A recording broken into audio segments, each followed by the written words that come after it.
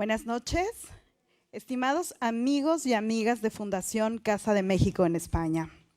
A nombre de nuestra directora general, Jimena Caraza Campos, les damos la más cordial bienvenida a la charla Rulfo sobre Rulfo, literatura y cine.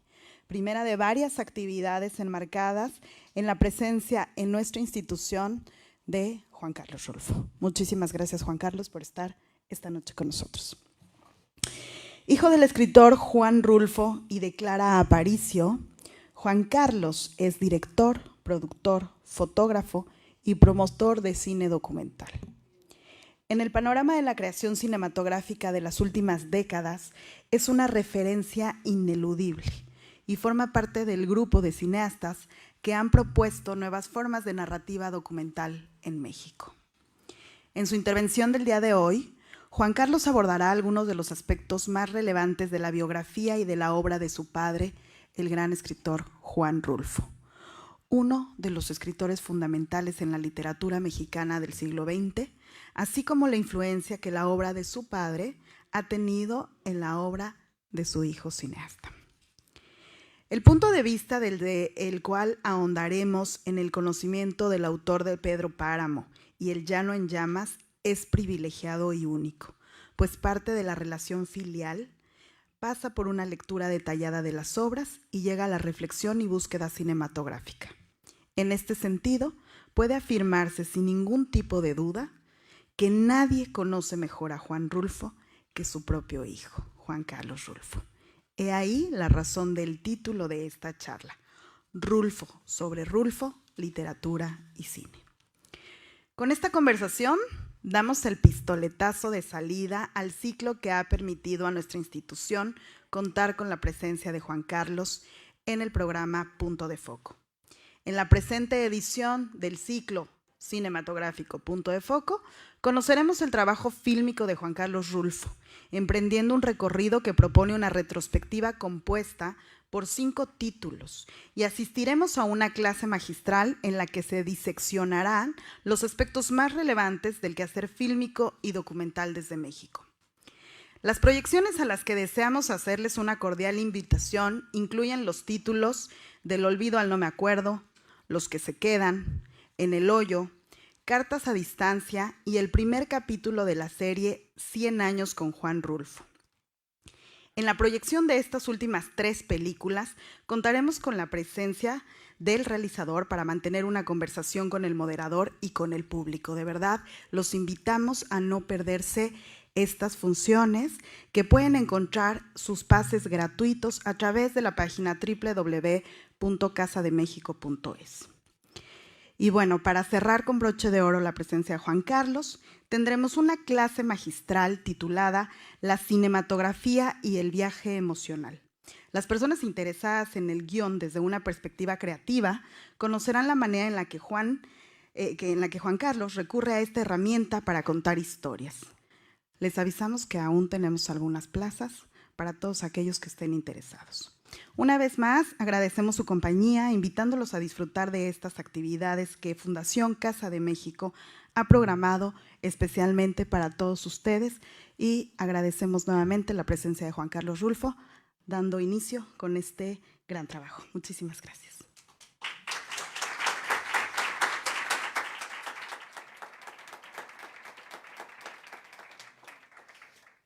Hola, ¿qué tal? ¿Sí me escuchan? ¿Sí? Bueno, gracias por la presentación. ¿Qué les digo? ¿Cómo están hoy? ¿Bien? Pues no sé si realmente lo conozco tan bien a mi padre, como dice Vania, pero hago el intento. Llevo varios años haciéndolo, desde que me dijeron que era mi padre. Y ahí es donde viene un poco el punto, que desde que estaba yo en la escuela, como cualquiera, en la fila y en el grupo del salón de clases, pues todos los compañeros, ustedes recordarán que empiezan a preguntarse, ¿y tu papá qué hace? Ah, el mío es arquitecto. ¿El tuyo? Ah, el mío es ingeniero. Ah, el mío es doctor. El mío, qué sé yo. Y se me ocurre decir, pues el mío es escritor. Entonces todo el mundo me voltea a ver. Así como una cara rara de, bueno, ¿y qué es eso?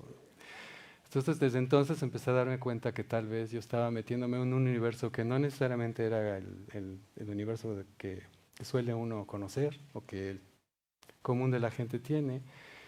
Y comencé pues, a sentirme un poco raro, ¿sí?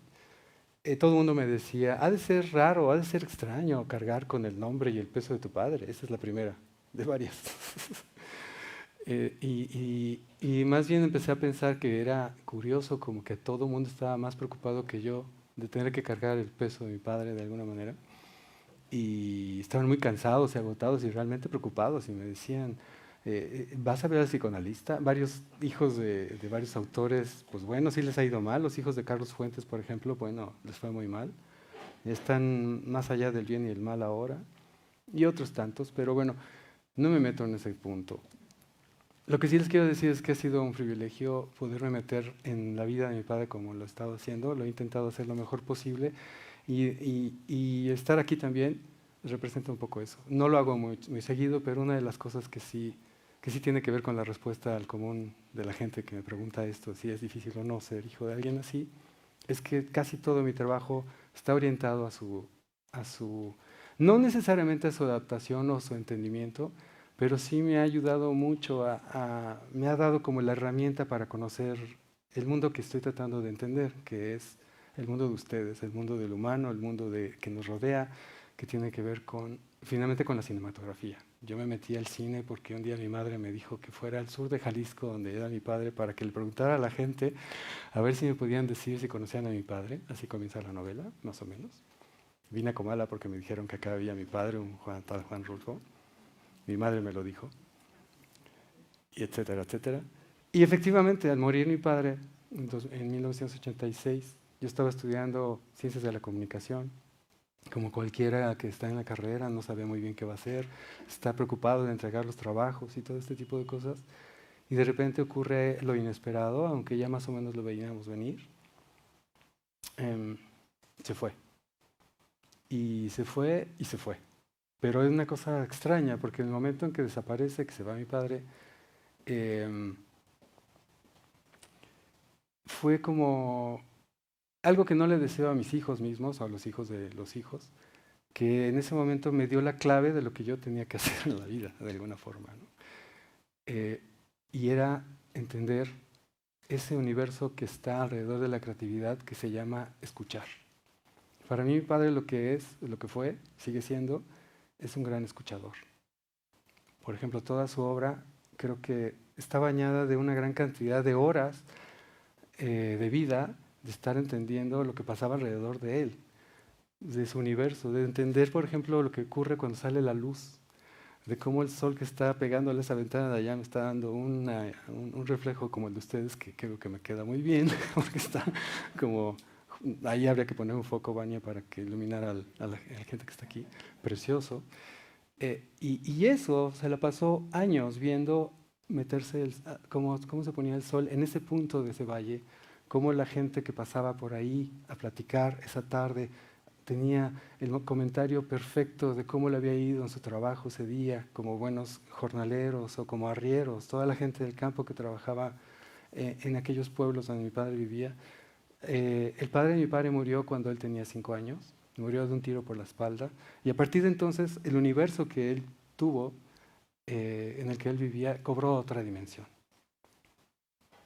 Esta dimensión tenía que ver con el desastre, con las muertes constantes, con un universo que seguramente ustedes, con sus abuelos, todos los que vivieron la Guerra Civil de España, o todos estos momentos muy particulares que se dan en los espacios de difícil vida, digámoslo así, pues te dejan marcados, ¿no?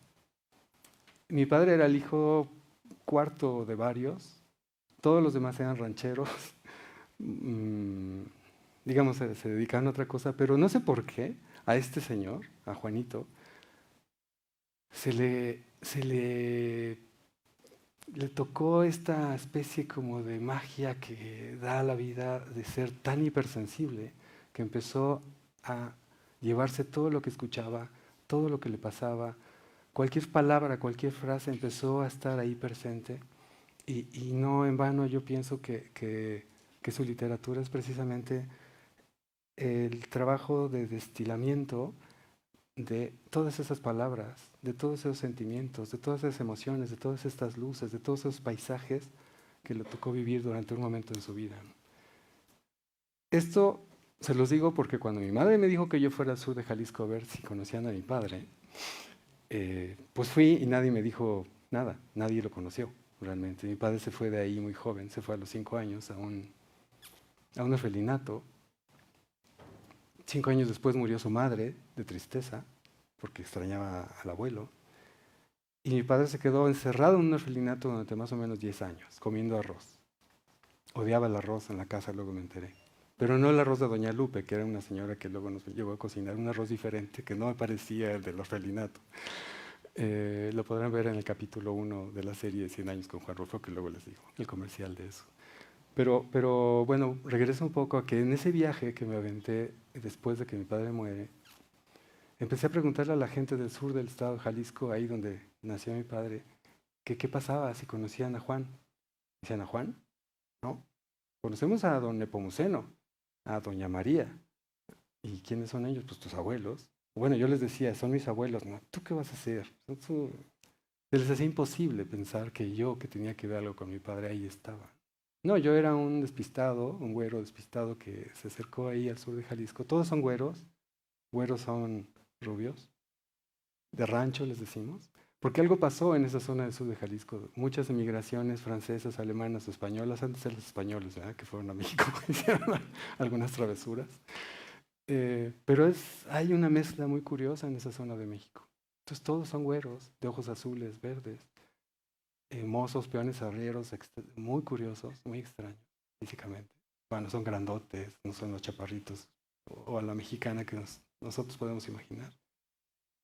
Y todos me hablaban más bien de mi abuelo, de Don Cheno. Y fue entonces cuando empezó a abrirse una puerta de entendimiento a un universo que yo jamás había escuchado, que tenía que ver con todo ese pasado. Y entonces me empecé a sentir como si fuera un arqueólogo de la vida.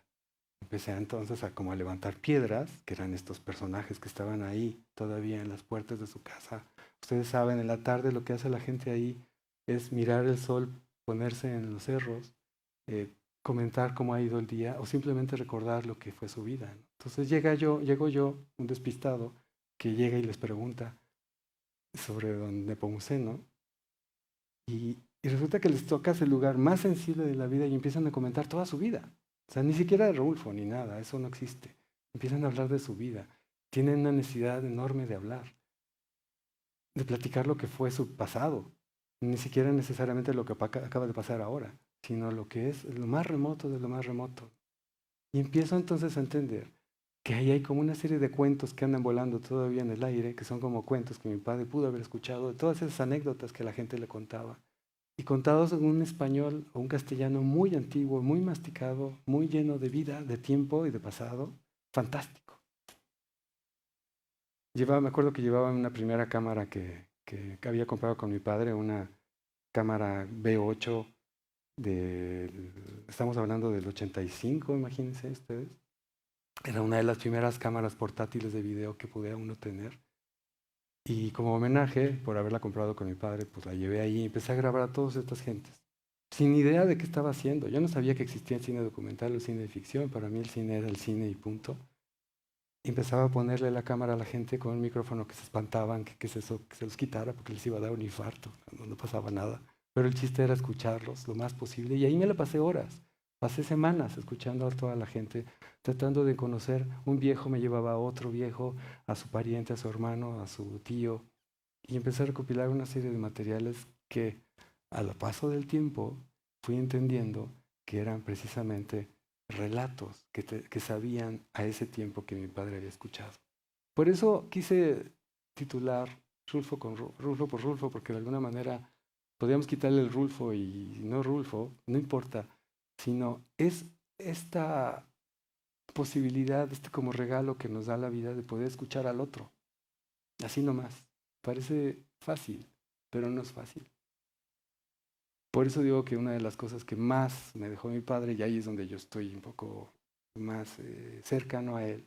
No soy ningún experto en su obra, no necesariamente me sé de memoria las cosas, no les voy a decir técnicamente cómo es la paráfrasis de la semiótica, de la estructura, del lenguaje. No, no me la sé, lo siento mucho.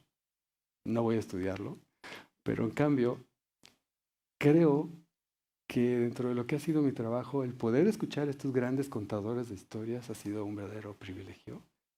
Y andar por la calle tratando de encontrar a un gran contador de historias, eso ha sido finalmente lo que me va la vida. Es decir, encontrar un gran cuentero o un mentiroso o un dicharachero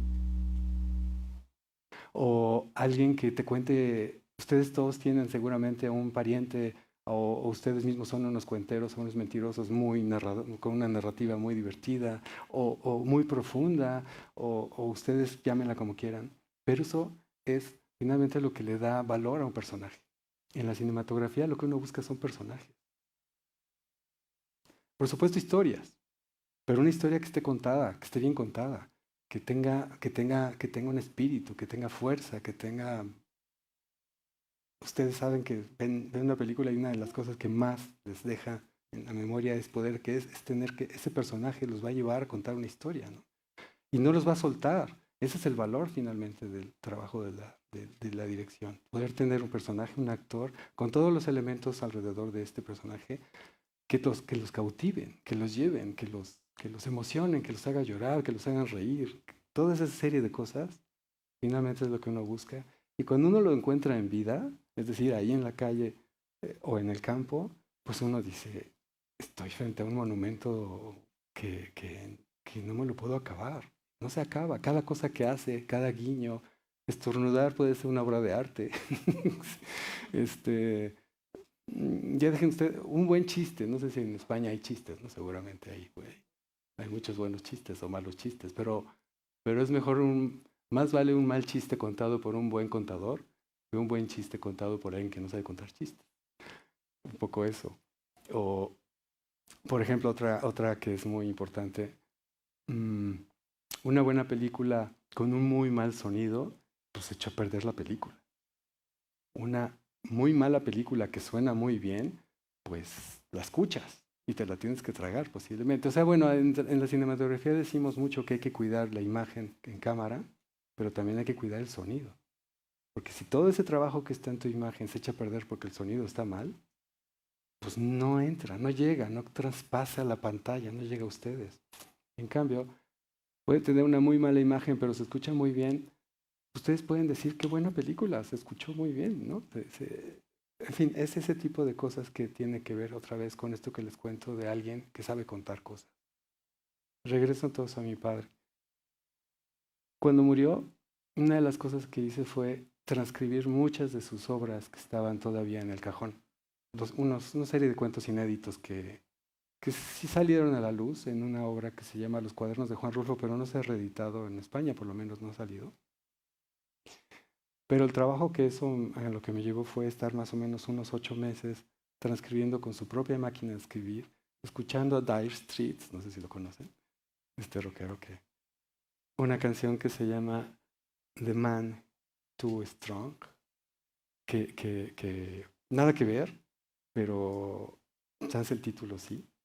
Pero lo curioso era cómo tu propio universo empezaba a bañar su historia, sus paisajes, su espacio.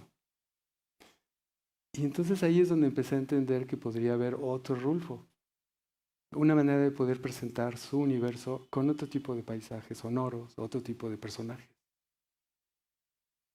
Estaba tratando de ver qué hacer con todos estos testimonios que había encontrado durante todos estos años y que no se trataba nada más de hacer una edición de todos estos testimonios uno tras otro para que fueran ladrillazos de horas de gente hablando de historias del sur de Jalisco. No se trataba de eso, se trataba de que fueran emocionantes, de que ustedes se vieran, de que les pasaran cosas a ustedes como espectadores. Al mismo tiempo a la gente que entrevistaba ya se les estaban olvidando las cosas. Ya no necesariamente recordaban muy bien de qué es lo que me estaban diciendo, pero también ese es el punto. Uno cuando empieza una entrevista y conoces a este personaje que tiene una voz maravillosa, que tiene una forma de contar las cosas increíble, tal vez no necesariamente lo que dice es importante, pero sí cómo lo dice. yo te regreso al lenguaje del jefe. Así le digo al jefe. No es falta de respeto, es que es el jefe. Y bueno, cuando de repente le preguntas algo a alguien y dice, sí, claro que lo conocí, pero ya no me acuerdo. Como que como que me acuerdo, como que lo tengo en la punta de la lengua. Todos esos sabores a memoria es finalmente lo que viene aderezando esta película que se llama Del olvido al no me acuerdo, que ustedes podrán ver aquí, ¿verdad? Sí, va a estar aquí. Que finalmente fue la película que se hizo con todos estos testimonios y tiene que ver con un viaje del olvido al ya no me acuerdo. De que ya se me está olvidando, allá se me fue. De que estaban ahí, allá no hay nadie. De que ya se fueron, de que fue toda una generación que ya no existe y que se llevó con ellos toda una serie de historias y además la forma de contar esas historias. Por eso saqué un poco el tema de la forma de narrar cosas que seguramente ustedes también aquí en España pueden entender. Van a provincia y pueden también tener ese sabor de cómo se cuentan las cosas y además qué es lo que están contando. Lo que pasa es que aquí me he encontrado con una especie de reticencia a no tocar el pasado por alguna razón. En México no necesariamente es así, pero no necesariamente cuando uno tiene esa posible agilidad o una especie de actitud de quererme acercar a la gente para que me cuenten su historia, no necesariamente hay la misma pasión por contarla. Hay también una reticencia. No quieren tocar ese tema porque les duele, tal vez. Acá también. Pero cuando se logran abrir esas puertas, ocurren cosas increíbles que tienen que ver precisamente con el flujo del corazón y de las emociones. Y el espectador lo siente. Y entonces es cuando hay esa magia. Regreso otra vez a mi padre y precisamente ese espejo de los Rulfos tiene que ver con que creo que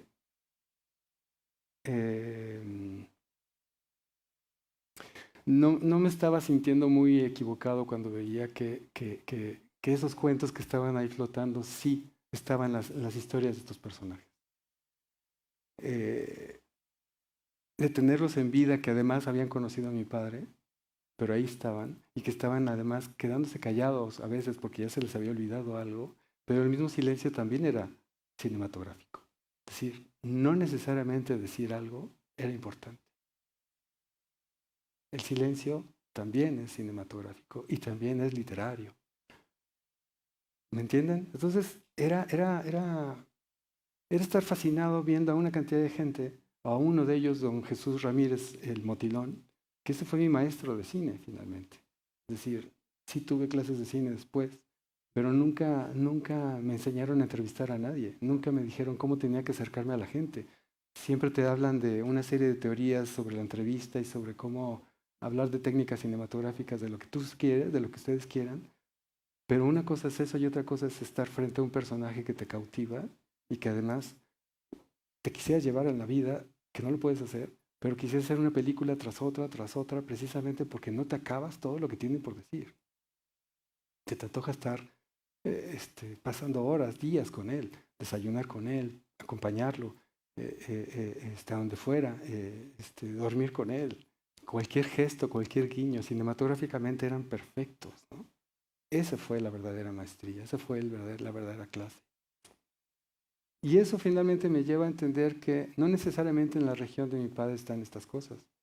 Tiempo después hicimos una película que se llama En el Hoyo, que también va a estar aquí, que tiene que ver con el espacio en el que me tocó vivir a mí. O sea, digamos que Del olvido no me acuerdo, es una película hecha con testimonios de los personajes que viven en el sur de Jalisco, de donde mi padre es, justamente de la tierra de donde él viene, donde hay las luces, donde hay el color, donde están los pájaros, donde están los vientos, donde están esos colores, donde está el sol que él vio en febrero, cuando murió su madre. Hay un relato con el que empieza la película. Pero al mismo tiempo, pues no todo era finalmente Rulfo. El Rulfo que a mí me toca vivir, que es el mío, es en la esquina donde yo vivía, en el sur de la Ciudad de México, en el que un día empezaron a hacer la construcción de un periférico vial como la M30 de aquí. Imagínense que ustedes viven enfrente de donde van a construir una autopista. Ahí vivía yo. Y en ese momento se dejan venir a México, a la Ciudad de México, miles de trabajadores de la construcción. campesinos urbanos, yo les decía. Y bueno, una de las cosas que más me apasionaba precisamente es la manera de contar las cosas de parte de los albañiles. El lenguaje de los albañiles, como los de acá, como los de Nueva York, como los de China, como los de la India, tienen un sabor también para narrar, para contar. Trasladar el lenguaje rulfiano del campo a la ciudad acababa siendo una verdadera maravilla y una exquisitez. Por eso, por que los personajes te daban la oportunidad de vivir con ellos, de estar horas ahí mientras construían y platicar de cualquier cosa. O sea, ¿cuál es el valor de una película? ¿Lo que va a pasar o cómo te lo cuentan? Las tragedias que estamos acostumbrados a ver en cualquier película que aparentemente dramáticamente es importante porque es la muerte de alguien, es el suicidio de alguien, es el asesinato porque lo aventaron por la ventana, o de qué tiene que tratar finalmente un cuento o una historia.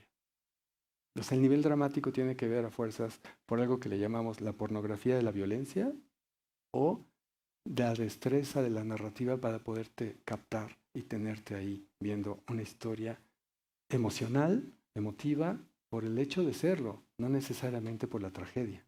Y eso fue muy interesante. Ahorita que vivimos tiempos de pandemia, brinco a eso porque luego viene una película que tiene que ver con la pandemia, la de Cartas a Distancia. Estoy empezando a contar las cosas como contaban los viejitos. Empezó a hacerme. En Del Olvido no me acuerdo, pasaba una cosa que se las tengo que contar, que uno les pregunta, ¿usted conoció a don Juan?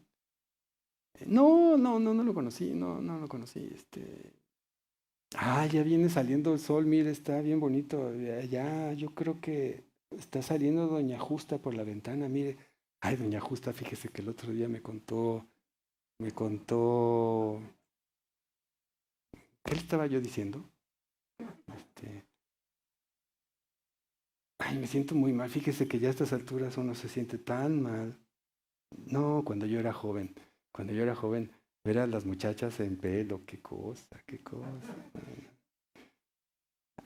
¿Pero qué me preguntó don Juan? Entonces, era como una estructura que va de esta manera. Es un 8 como el signo del infinito, donde la pregunta está al centro, ¿qué es don Juan? Y entonces empiezan a ir hasta doña Juanita que salía por allá, pero entonces me siento muy mal, pero entonces me acordé, don Juan. Bueno, pero el caso es que ese día yo no me acuerdo, pero las muchachas, qué bien, no me acuerdo, fíjese que, don Juan, ¿no? Entonces esos viajes a uno lo tenían así como volando en la narrativa, y a uno lo que le pasa con todo esto es que te vuelves medio experto en ir navegando en la narrativa para medio regresarlos al punto de conjunción del 8 para volverte a navegar con ellos y volar y viajar. Y ha sido un entrenamiento que no es por nada, pero es muy envidiable y del cual me siento muy orgulloso, porque trato de que cada vez que encuentro un testimonial o que estoy platicando con alguien, si se trata realmente de estar escuchándolo, sí puedas tener la posibilidad de regresarlo al punto al cual estábamos comenzando. Porque te puedes ir hasta donde quieras, que se vale, y esa es la maravilla de un cuento, poderte ir a navegar a los universos más recónditos de lo que quieran contar, porque finalmente se trata de eso, que te cuenten lo que te quieren contar, para regresar tal vez a este nudo, para volverlo a lanzar hasta por allá, como un cometa, ¿no? Que da vueltas. Esa es finalmente una conversación. Todas las conversaciones son un desastre, cualquiera. Aquí la mía es un relajo. O sea, una conversación de sobremesa puede empezar con un tema muy interesante y qué sé yo, pero seguramente acabamos hablando de no sé qué cosa y regresamos luego a no sé cuál otro, y finalmente de lo que se trata es de la conversación, ¿no? Captar eso es a lo que me he querido dedicar. Entonces estábamos con los albañiles ahí en el periférico, y de lo que me hablaban finalmente era de si estaban enamorados, si estaban cansados, cómo se sentían ese día, y de repente me preguntaban otras personas, ¿y qué estás haciendo ahora? Estoy en la construcción del segundo piso del periférico, así le nombran. Entonces has de estar viendo, como es cine documental, has de estar viendo cómo sufren los trabajadores de la construcción. Decían, no necesariamente.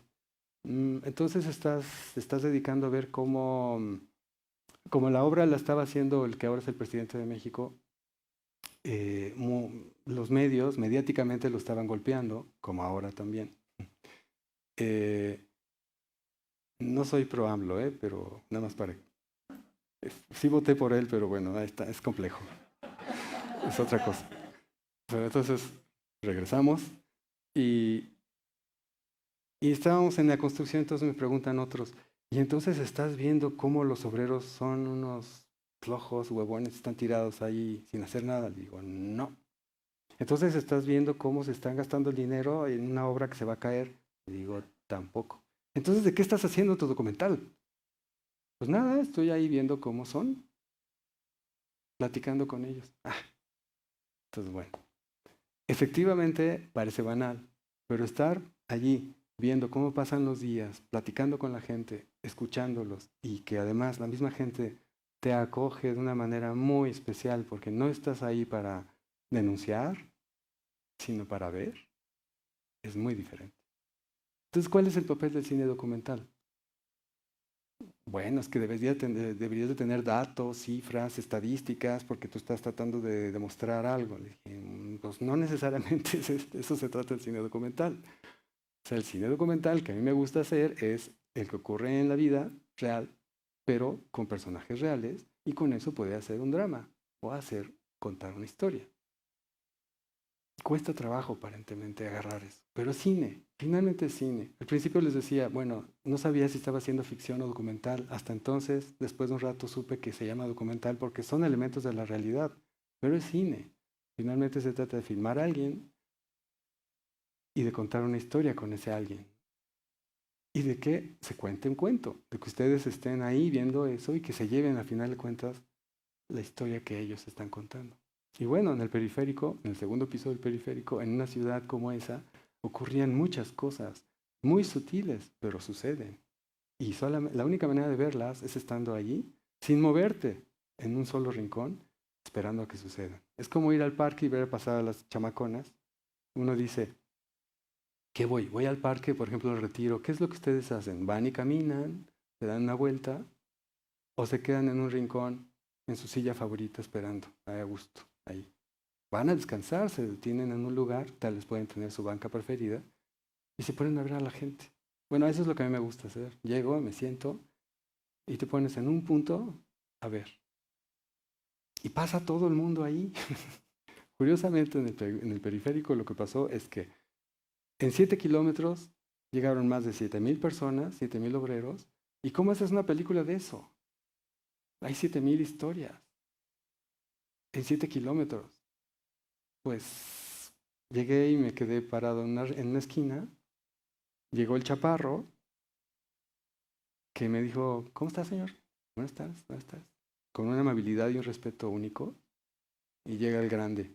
¡Ay, pinche chaparro! ¡Pah! Le da un zape, ¿no? O sea, le pegan la cabeza. Y digo, ¿qué es esto?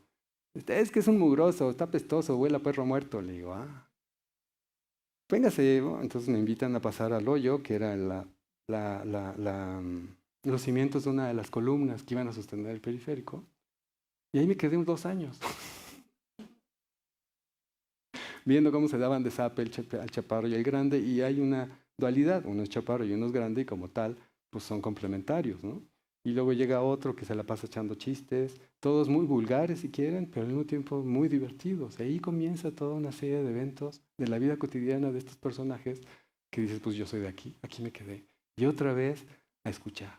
Y lo que ellos querían es que los escucharas. Y lo que pasaba con los otros personajes del sur de Jalisco también tenían ganas de que los escucharan. Es decir, la gente tiene ganas de que los escuches, de que los veas a los ojos, de que te lleves sus historias, incluso comentar algunas cosas, pero no sirve tampoco que comentes porque pues ellos lo que quieren no es escucharte a ti, que los escuches.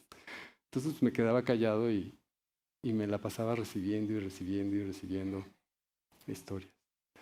Esto tiene que ver finalmente con que, ya no sé ni con qué, ¿ves? Esta parte del 8. Así pasó entonces también con Cartas a Distancia, esta otra película que viene después, en donde esto podemos vivir, creo que lo podemos entender más porque acaba de suceder, y tiene que ver con la necesidad también de estar cerca del otro, la comunicación. Es un problema, para mí fue un problema de comunicación, fue una pandemia informativa. Por supuesto fue grave, por supuesto sucedió, pero una de las cosas que no sucedieron es, por lo menos en México y por lo menos en esta película, que eso es lo que intentamos decir, es que no hubo una verdadera sabiduría en la comunicación con la gente, es decir, entre nuestro contagiado y nuestro familiar. Alguien se contagiaba y lo metían, lo refundían en la clínica o donde tuviera que ser y lo escondían, lo encerraban para que no tuviera contacto con nadie.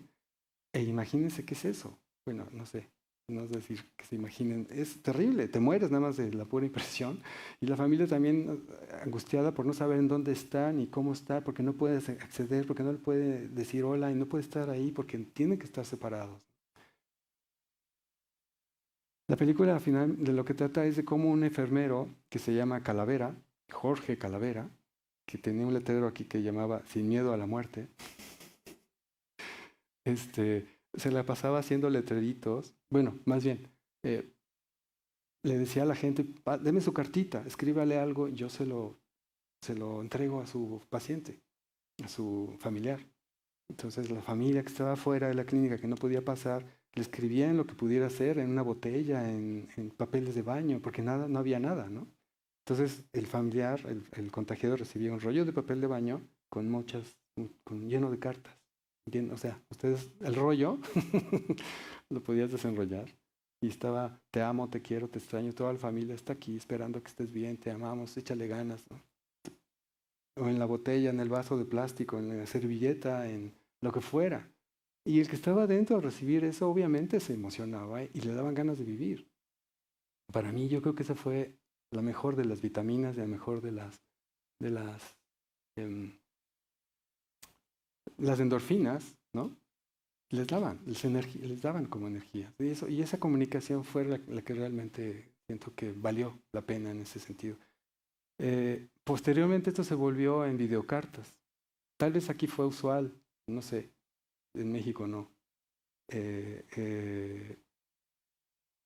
Nosotros nos poníamos afuera de la clínica y la gente empezaba a acercarse con nosotros para decirnos, ¿ustedes están grabando mensajes para adentro? Les dije, pues sí. Entonces empezamos a hacer labor social sin darnos cuenta. Entonces una cola de gente y empezamos a decir, te amo, te quiero, pero con todo corazón de fuera. Es decir, todo eso que uno puede hacer para tratar de convencerte de que por favor te sientas contento conmigo porque te voy a cuidar. No, ahí era ya inmediato, no tenía que ser yo nada. La gente estaba dada y abierta a querer decirle al otro lo que quería decirle. Pues imagínense qué es eso, ¿no? Era tener enfrente de ti un corazón palpitando que había que trasladarlo al interior y le iba a decir a su familiar, te quiero. Mientras esto sucedía aquí, escondidamente, lo que las noticias decían era pues, la estadística, cuántos muertos van, dónde está la gráfica, qué pasaba con los muertos allá y acá. ¿Y qué es eso? Datos fríos. Otra vez, ¿cuál es la labor del documental? ¿No? No era ese para mí, sí puede hacerlo para en otro sentido como más informativo, pero en este caso se trataba de pues tratar de acercar las emociones y que las emociones curaran, ¿no? Y que finalmente se hablara no de que el problema era un asunto de comunicación, sino del amor que se necesita en estos momentos, ¿no? De la cercanía que tenemos que crear en estos momentos, no necesariamente alejarnos, sino acercarnos. Y esa es precisamente para mí un poco la crisis que seguimos viviendo de alguna manera y que después cuando te dicen, ya, quítate el tapabocas y sal a la calle, pues toda la gente sale eufórica y feliz por tratar de regresar a la normalidad. Otra vez, la comunicación, la forma de hablar, el acercarte a la gente. La gente se dio cuenta que un papelito con una letra era tan valioso, más valioso que cualquier cosa. Entonces otra vez el aprender a escuchar, observar y ver, vuelve a acercarme a lo que les contaba de Rulfo, de mi padre, más. Ya no hablo de Rulfo en general, sino de que cada vez que me preguntan, y bueno, ¿en qué te basas tú? ¿O cómo estás? ¿Puedes tener alguna influencia o no con Rulfo? Pues no, pero lo que creo que más me da es esa posibilidad de poderte acercar a aprender a escuchar a las personas. de tratar de acercarte, de tratar de crear confianza, de, de construir estos vasos comunicantes entre unos y otros para poder hablar de las cosas más básicas, más sencillas, como dice Eduardo Galeano, las pequeñas cosas, por la gente más insignificante, crean grandes historias. No sé, ¿hasta aquí vamos bien? ¿Tienen alguna pregunta? Algo que... Nada más para animar la cosa. A ver, creo que te van a pasar un micrófono. ¿Puede levantar la mano, por favor, donde se encuentra?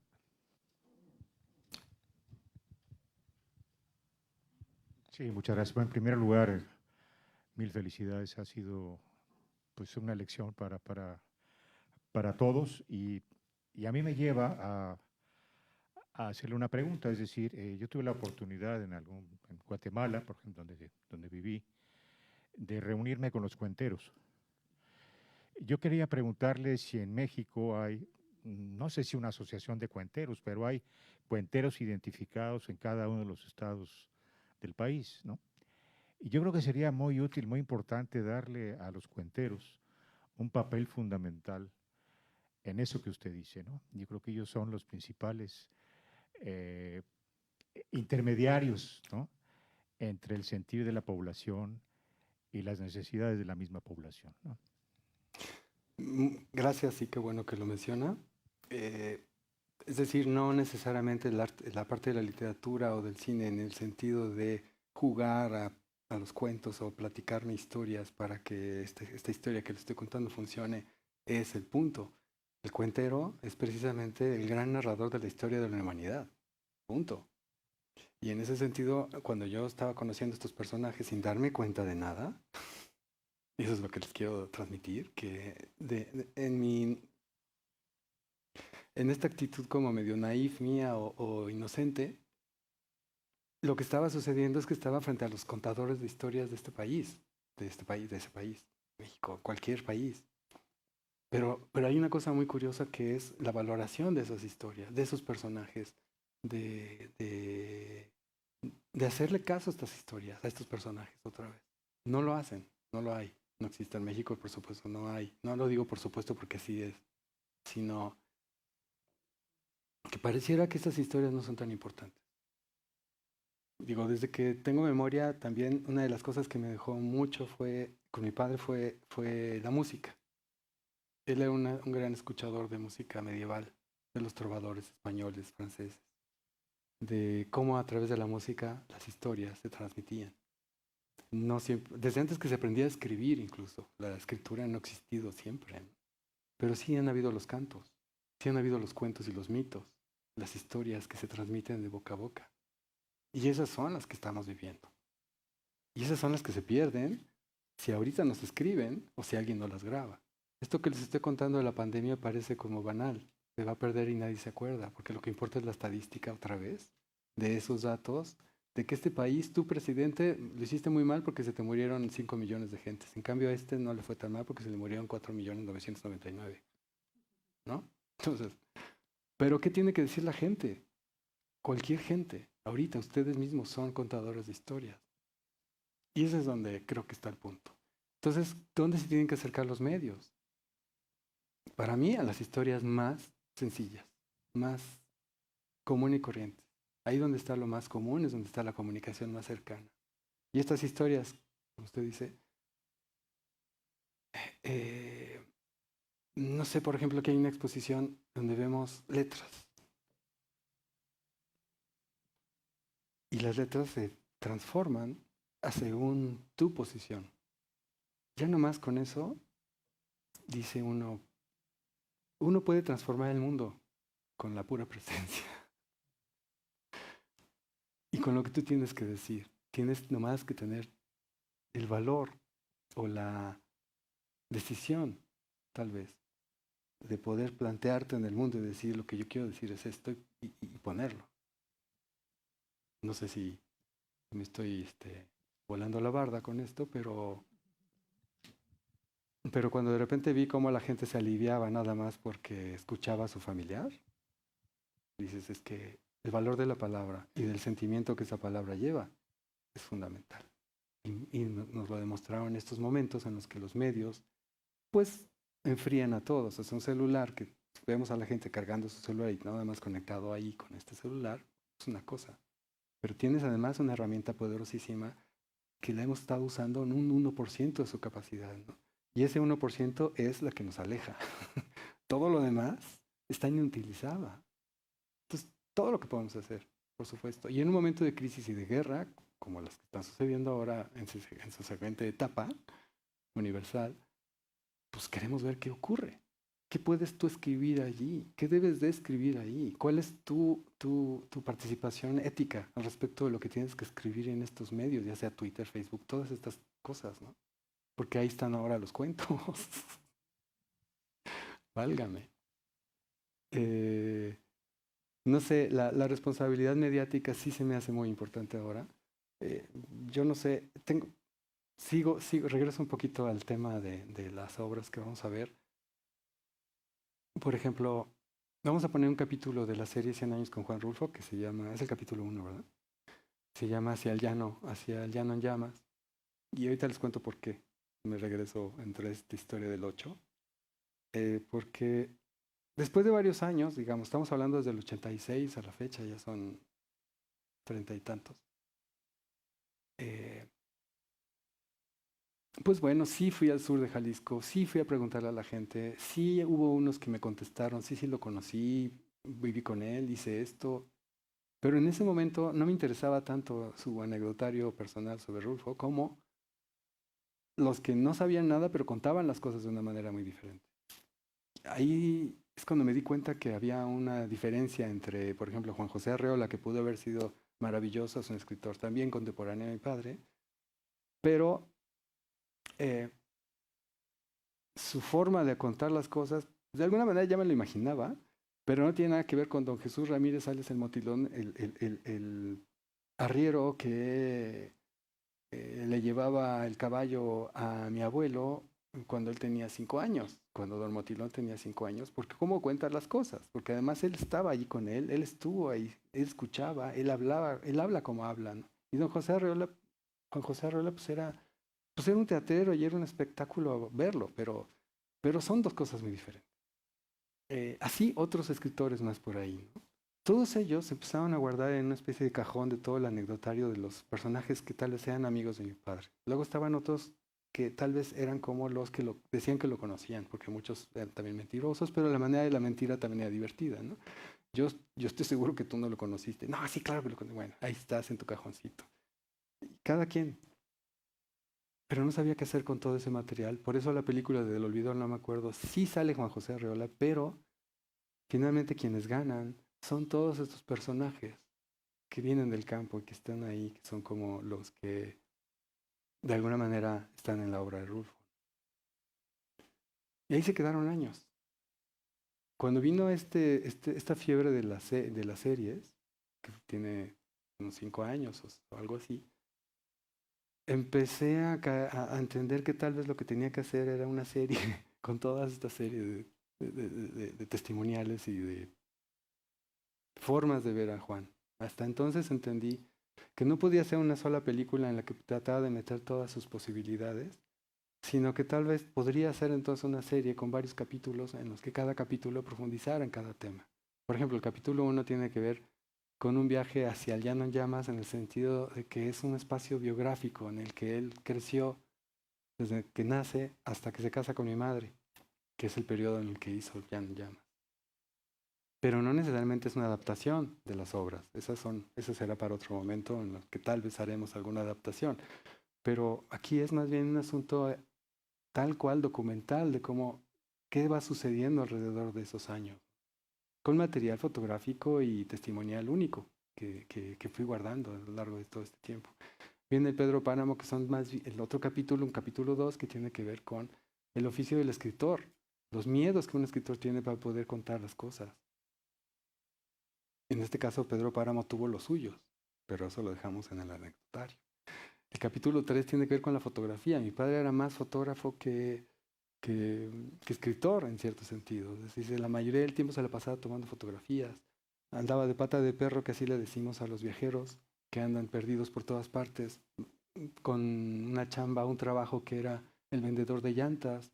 Le daban un auto e iba a los pueblos a vender llantas y de paso iba haciendo mapas. La primera guía como Michelin de México, ¿no? Y tomaba fotos. Entonces tenía una serie de relatos con fotografías de cómo era el camino y a ver si vendía llantas. Nunca vendió ninguna, pero sí hizo caminos. Eso dice él, ¿no? Entonces decía, pónganle un radio al coche. No le quisieron poner radio y renunció. El capítulo de lo que trata es de que escogí 5 fotografías y me lancé al viaje de encontrar el justo espacio, el lugar en el que tomó esa foto y tratar de encuadrar más o menos ese lugar. Además de encontrarlo, encuadrarlo. Y esto me llevaba a pensar que tal vez allí, 1 metro más o menos, más para acá, él estuvo alguna vez. Y eso para mí ya era lo mejor, ¿no? El capítulo 4 tiene que ver con la cinematografía, las adaptaciones que se han hecho y toda la gente cómo se pierde, cómo está tratando de encontrar la forma de adaptar sus obras y los entre actores, entre directores. Y lo que me han dicho es que todos eran muy jóvenes para entender la obra. Ahorita regreso a un tema que sucedía en ese momento cuando me dijeron que cuando en la escuela todo el mundo empezó a decir qué hacían sus padres. Hace mucho que no se adapta no se hace otra película, ahorita se está haciendo en Netflix Pedro Páramo, vamos a ver qué pasa. Ese es el capítulo 4. El 5 tiene que ver con la antropología en Rulfo. De repente el jefe se va en estos viajes por el país, empiezan a hacer obras de trabajo social en México a los años 50, la gran transformación de México. Y hay una serie de movimientos donde varias comunidades indígenas las mueven de su lugar para poder crear una presa, por ejemplo, e inundar toda una especie, un valle donde había más de 300 comunidades. Ahí estaban muchos antropólogos muy reconocidos actualmente que estaban tratando de ayudar a la obra pública y de ahí se dieron cuenta que esto no era necesariamente ayudar a la gente, que era un poco extraño, que estaban causando cosas raras. Es decir, un pueblo que llevaba más de 400 años de fundado en un lugar, ¿tenías que mudarlo de allí? Para decirle, te tienen que ir de aquí porque esto se va a inundar. Con una presa donde está el panteón, donde están sus muertos, donde está la iglesia, donde está toda la historia de este pueblo. ¿Ustedes saben lo que pasa ahí? Es fuerte, ¿no? Ahí tomó fotos. Ahí es donde se acercó al mundo indígena. Ahí es donde se acercó más al trabajo fotográfico profundo. Capítulo 5. Capítulo 6. Se nos olvidó que era un escritor, ¿no? Entonces, es un poco la dignidad del silencio. Ya no volvió a escribir. Y otra vez una serie de escritores como Eduardo Galeano, Jean-Claude Carrier, varios, que se me olvidan, pero ahí están. Hablan de lo que es el miedo al papel en blanco, o a tener que estar produciendo, o mejor no producir, hacer poco y no arrepentirte mucho. Hay cosas así que dices, pues ¿para qué tengo que estar produciendo tanto?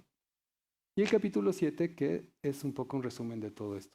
Se los digo porque finalmente toda esta historia, todo este trabajo de acercarme desde distintos ángulos, pues acabó en una serie que es una propuesta audiovisual de un autor que para mí es completamente transmedia, es decir, es un cubo que se puede ver de distintos ángulos, que podemos verlo desde el punto de vista del escritor, pero no es solamente un escritor, también fue un padre de familia que trató de darle de comer a sus hijos. Comimos bien, no nada más arroz, como él dice. También fue fotógrafo, también intentó hacer cine, también anduvo de antropólogo buscando qué hacer con este país. Distintas maneras de entender una realidad. Y eso a mí es lo que más pues no me da la vida de tratar de encontrar maneras diversas de poder acercarme a la gente y tratar de encontrar esas diversas maneras de acercarse a los relatos que ustedes tienen en sus historias para poder contar un cuento. Entonces, más o menos en esas ando. Y me compré unas chanclas hace ratito para poder caminar. ¿Alguna pregunta? Cada. Dejaste pendiente la historia de tu padre, de cuando los niños preguntaban a qué se dedica tu padre. Eso es esta historia de regresar al tema, ¿ven? Es que ya se me olvidó. ¿Qué te iba a decir? No, en serio, ya se me olvidó qué es lo que te iba a decir. Creo que tiene que ver con que, lo estaba platicando con Vania hace ratito, en la escuela, en México por lo menos, no sé aquí, y es un libro de texto relativamente obligado cuando tocan la literatura latinoamericana, pero en México por ahí de la educación secundaria, que viene siendo cuando más o menos tienes 15, 16 años, te obligan a leer a Pedro Páramo. ¿Y qué es lo que pasa? Pues hay cortocircuito. Entonces los chavos dicen, no entendí nada. Es que es dificilísimo. Es que están todos muertos. Es que me hablan, oye, dime, ¿y cuál? Tengo que hacer un resumen para la escuela. ¿Qué digo? Pedro Páramo, ¿existe? ¿Está vivo? ¿Está muerto? ¿Quién es quién? No, es que yo me perdí. Y dije, ojalá, entonces... no es que me haya dedicado a dar labor social al respecto, pero me he dado cuenta que bueno, no sé, tal vez no es la manera de presentar la obra, tal vez no es la forma de obligarlos a leerlo, tal vez deberían empezar por otro lado. Sí, lo cierto es que acaban alejándose a la literatura en general y sí hay toda una labor por hacer de reconocimiento de lo que es la literatura en particular. También creo que en el caso de México, por lo menos, creo que no conocemos al país, como tampoco conocemos nuestras realidades, y pensamos que el país es solamente de una cara, esta cara que les conté de los cubos, cuando tiene esta extrañeza de que el cubo no necesariamente tiene esta cara y esta cara, sino se puede quedar a la mitad entre en los Rubik Cube, estos que hay. También hay figuras poliédricas raras, ¿no? Donde tienes muchas formas, donde pueden ser aplicadas a la manera de leer el universo, donde es muy extraño, donde te puedes perder. Y México es eso, y tiene esa característica, y eso me encanta, a mí me gusta. Pero hay quienes quieren que las cosas sean muy claras, entenderlas desde un principio, y que la lectura de la obra de mi padre sea esto, que me digan, y eso pasa en las adaptaciones cinematográficas, que me digan de qué trata, porque así lo quiero ver. Y las primeras adaptaciones fueron una cosa lineal, en donde Juan Preciado llegaba a Comala y que alguien le decía, todos estamos muertos. Y desde entonces se abre un espacio lúgubre, se baja la luz y todos están muertos, ¿no? Pues no, o sí, o tal vez fueron los formas de entender las cosas en esos tiempos. Y ahora vamos a ver qué se les ocurre. Y yo no sabría cómo, tal vez no es el momento de hablar de eso, pero sí siento que la idea de las series, por ejemplo, se me hace un muy buen espacio para plantear, por ejemplo, una adaptación de Pedro Páramo en capítulos, donde tú puedas ver, esto se los voy a cobrar porque es mi anecdotario privado, ¿eh? Es mi clave para adaptación de Pedro Páramo. No necesariamente es lineal. Para mí Pedro Páramo es una cosa vertical, donde una historia cruza de arriba para abajo en distintos niveles narrativos, en donde un personaje está visto desde distintos ángulos. Un personaje, nuestra historia, la historia personal de nosotros, tiene muchas caras. Tiene la cara de esos momentos alegres, pero también tiene esa cara oscura que tal vez no queremos que se vea, pero también tiene ese momento de lo que quisiéramos que fuera, pero también tiene ese otro momento de la fantasía, no sé, de otra vida posible en otro momento con otra persona, qué sé yo, ¿no?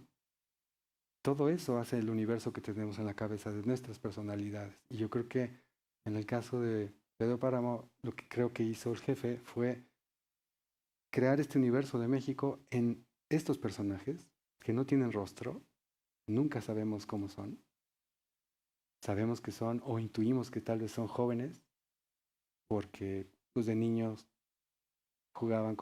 Pedro Páramo jugaba con Susana volando papalotes, pero no sabemos qué tan niños, no sabemos después si Miguel Páramo era un jovenazo en fin, detalles muy concretos y físicos, pero en la cinematografía son muy importantes porque desde que pones a un personaje, un actor, ya lo ves y eso marca muchísimo y te puede desviar de lo que tal vez tú imaginaste cuando leías el relato, ¿no? Esas cosas son tan delicadas que hay que tomarlas en cuenta y si él no las dice, pues hay que imaginar entonces cómo puede hacerlo sin que necesariamente el rostro sea importante, ¿no?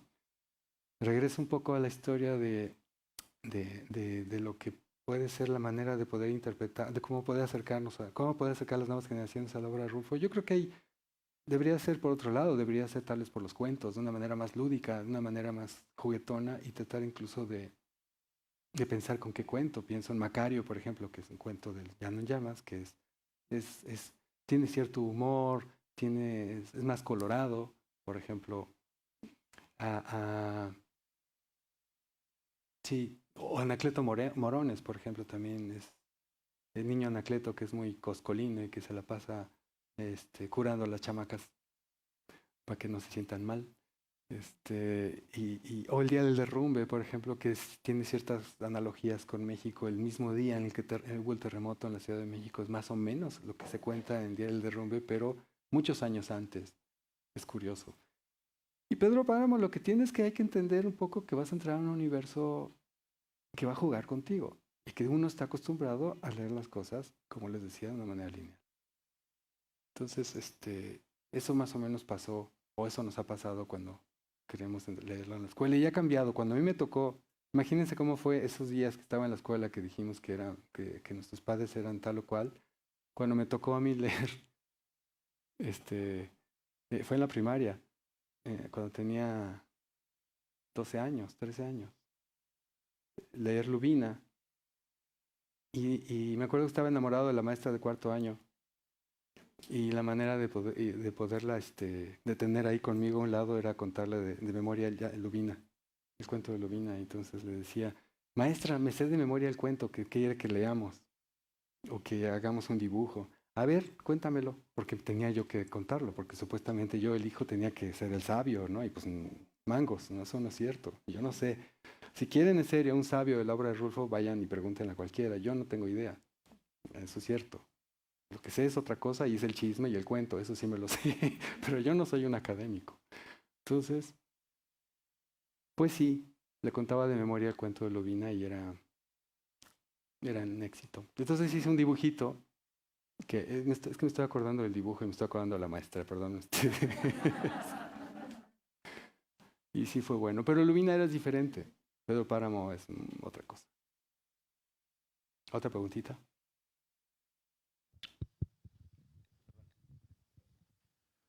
Esto es pura curiosidad. ¿Qué le parece la entrevista de Joaquín Soler Serrano a su padre y el sufrimiento del entrevistador ante la parquedad de las palabras? Bueno, es un privilegio tener esa entrevista porque nadie más le hizo una entrevista. O sea, Joaquín era un gran entrevistador y lo que pasa es que él habló todo el tiempo, por supuesto, ¿no? O sea, el jefe nunca habló y Joaquín le decía, usted,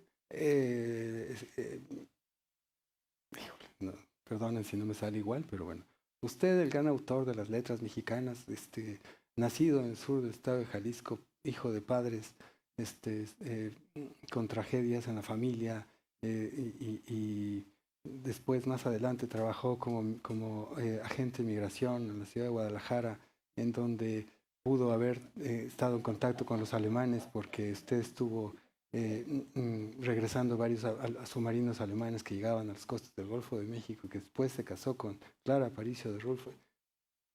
Y él, pues, ¿qué le deja? Y entonces, cuando le regresa la palabra a Juan, dice, pues sí.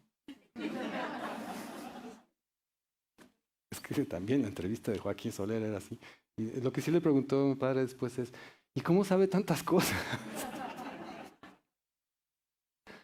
Entonces, bueno, en la serie que les estoy contando de 100 años con Juan Rulfo, fue un material obligado porque primero tiene una textura en blanco y negro, fue hecha en una televisión de los 70, 75 creo, no estoy seguro. Y después hubo otra larga entrevista de otro de otro periodista, pero un periodista más guerrero, más de guerra, que entrevistó a todo mundo, entrevistó a todos estos personajazos de los 70. Estaba, por supuesto, Fidel Castro, estaba Ilya Amin, estaba esta mujer hindú, Indira Gandhi, todos ellos. Por supuesto, es un monumento ese personaje, ¿no? Que se llama Luis Suárez. Eso lo hizo en cine y tengo la entrevista de Luis Suárez. Entonces, bueno, el gran problema es que no tenía yo tantos materiales testimoniales hechos por otros sobre Juan y me tenía que ir al anecdotario del chisme y del cuento de otros, que también es divertido, ¿no? Pero poca gente ha hecho estos seriales del encuentro con todos estos personajes y gracias a ellos creo que tenemos una memoria de muchos de ellos y eso se me hace increíble. Y no se hacen.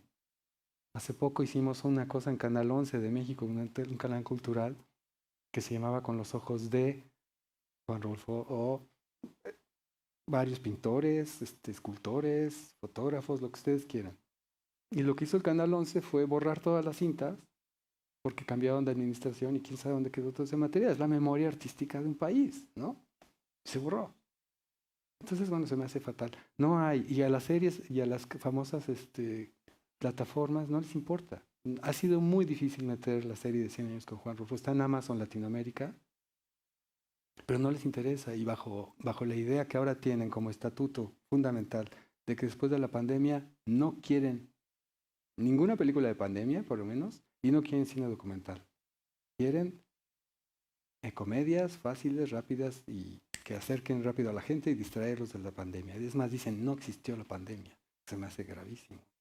Eso es un tema bastante curioso y que además ocurrió ahorita en los Oscars, en la famosa entrega esta, donde yo soy parte de la academia y veo, me llegan todas las películas y había películas maravillosas, fundamentales, tanto de ficción como de documental, y las que premiaron, no entiendo qué pasó. O sea, era como, parecía que tenían como un mandato de que no hablar de la realidad, no hablar, no necesariamente esto que les contaba el término pornográfico de estarte regodeando el sufrimiento de la gente, sino hablar de cosas un poco más importantes, digamos, más educativas o más constructivas a nivel ser humano, y no una cosa tan banal como darle arte a la que hizo Cruella de Vil o este asunto de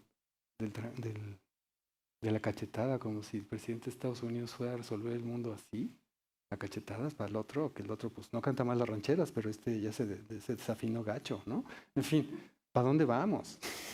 Oye, me desvié. Ahí había otra preguntita. Vamos a dar paso a la última pregunta. Por favor, ¿quién?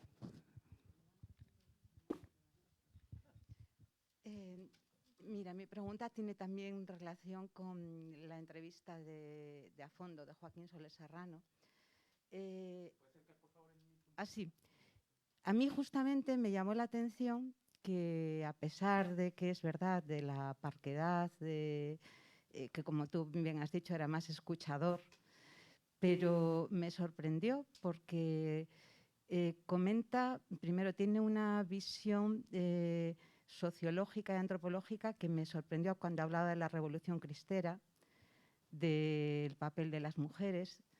Me sorprendió también mucho cómo hablaba de sus oficios, de los oficios que no eran ser escritor, que esa es una dimensión de los escritores que a mí siempre me ha interesado mucho. Y tu padre te contradice porque él dice que vendió muchísimos neumáticos, que se le daba muy bien y que además los neumáticos se vendían solos, te decía. Entonces lo decía con mucha gracia. Y luego también cuando ejerció de inspector de inmigración, que explicaba muy bien cuál era su papel, que era detener a los emigrantes ilegales, pero nunca detuve a ninguno. Es que entonces me confunde, es que no detuvo Claro, a ninguno. Sí. Y no detuvo ninguno, eso. Y que ahí efectivamente no había... Y una parte que me pareció muy divertida es la dimensión de historiador, cuando habla de, que también fue el oficio que hizo, de los barcos alemanes y italianos que estaban retenidos por México y cómo cuenta con mucho humor que uno de ellos explotó porque, claro, como no querían que fueran los propios alemanes los que se ocuparan del barco, habían puesto a personal mexicano que no sabían cómo funcionaba y que el barco había explotado, pero que la narración del gobierno mexicano había sido que había sido unos submarinos alemanes que habían ido. Entonces, a mí me divirtió muchísimo eso y luego también cómo explica su proceso creativo. Cómo, yo no lo sé reproducir y recomiendo a todo el mundo que por favor escuche la entrevista, que dice, yo no trato de reproducir el lenguaje de la gente que yo hablo, ellos no hablan así, lo sé, y la literatura no pretendo describir, no, es otro universo, otro espacio distinto. Me gustó muchísimo. Seguramente si lo hubiera visto cuando yo leí El llano en llamas o Pedro Páramo, no habría entendido. Escuchándolo ahora me ha parecido que a pesar de que es verdad que le costó a Joaquín Soler Serrano y tal, creo que es una magnífica entrevista y un documento que tenemos la suerte de tener, como otros muchos, ¿no? Y bueno, muchísimas gracias por todo lo que has contado, que es muy interesante. Pues sí, es tal cual como lo dices y es un material que sostiene la serie que les estoy contando porque fue fundamental. Les digo que no hay más material y es una pena, pero también es una pena que Joaquín que no haya más Joaquines, ¿no? Y eso es un poco lo que nos hace falta. Pues muchísimas gracias a todos por haber asistido el día de hoy al primer evento en el cual participa Juan Carlos Rulfo. Les recuerdo, el día de mañana jueves, el día viernes y el día sábado, presentaremos diferentes obras documentales de Juan Carlos Rulfo y él estará en un conversatorio al término de cada una de estas presentaciones. Hemos disfrutado muchísimo esta conversación. Realmente, Juan Carlos, el título que como has definido esta charla, Rulfo sobre Rulfo, bueno, lo has descrito de una manera como nunca nadie lo había descrito, en una intimidad con este público que creo que lo ha agradecido, que lo hemos agradecido muchísimo. Entonces yo recomiendo que no se pierdan las 3 próximas actividades de Juan Carlos porque vamos a seguir disfrutando de todos estos relatos y todos estos cuentos que se transmiten a través de tu obra cinematográfica. Muchísimas gracias. Gracias a Muchísimas ustedes. gracias a todos.